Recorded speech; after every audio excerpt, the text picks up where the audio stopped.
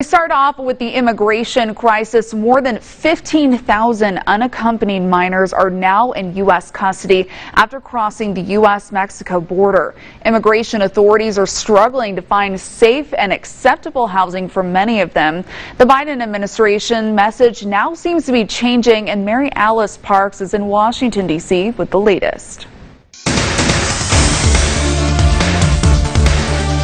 The White House facing mounting criticism for the humanitarian crisis at the U.S. border with Mexico. Data obtained by ABC News showing there are now more than 5,000 unaccompanied children and teens in the custody of Customs and Border Protection. Over 800 of those children have been in custody for more than 10 days. The legal limit is 3. What it looks like are children standing up with nowhere to sit down, children who can't all lay down at the same time or can't lay down at all. There were babies who hadn't crawled in weeks because there was nowhere for mothers to put them down. The Biden administration ended former President Trump's so-called Remain in Mexico policy, requiring asylum seekers to wait in Mexico for their court proceedings. Now Republicans argue that change has contributed to the surge in migrants arriving at the border. The messaging is that if you want to come, you can stay. When Mayorkas says we're not saying don't come at all, just don't come now. Very irresponsible rhetoric for a Secretary of Homeland Security to say it. The last few days, the White House striking a far more firm tone. Do not come. The border is closed. The border is secure. We are expelling families. Homeland Security Secretary Alejandro Mayorkas arguing the Biden administration inherited a broken system. They are now working to rebuild. White House sources also saying they are looking specifically to reopen shelters the Trump administration let lag. The entire system under United States law that has been in place throughout administrations of both parties was dismantled in its entirety by the Trump administration.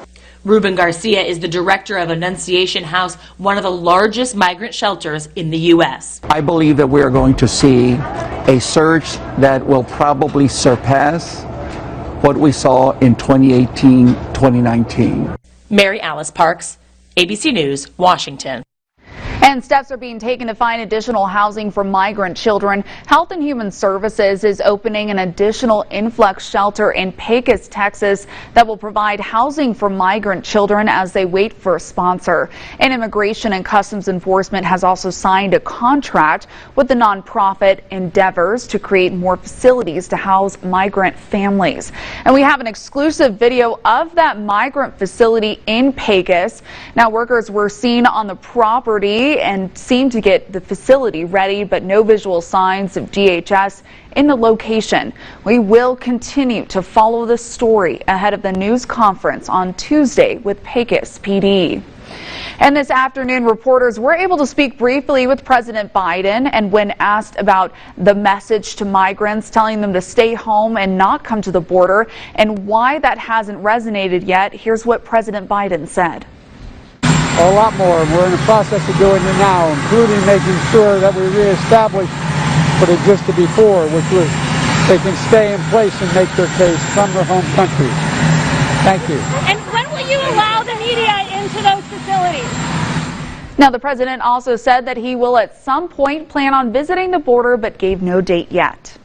And also this weekend, workers were removing security wires on a fence near the U.S. Capitol. They have been up since the January 6th insurrection. The fencing has been continuous up for weeks, and as lawmakers on both parties criticize the fence topped with razor wire.